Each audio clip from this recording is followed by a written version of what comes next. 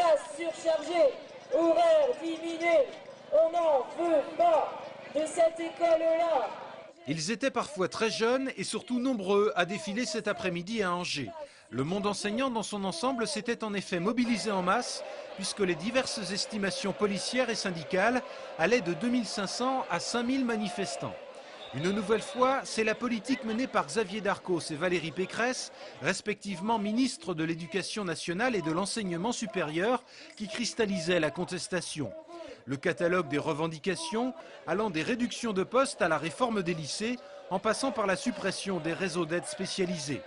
Pour les organisations syndicales, le blocage apparaît total avec le gouvernement et les déclarations faites ce jeudi par Xavier Darcos ne devraient pas améliorer le climat.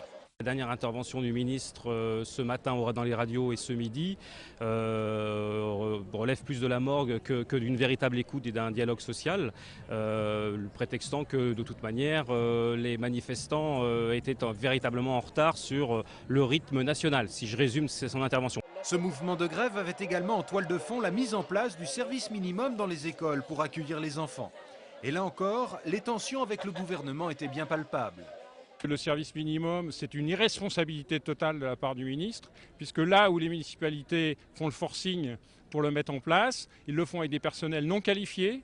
Et donc c'est une véritable aventure que tente le gouvernement pour briser en effet le droit de grève dans ce pays. Oui.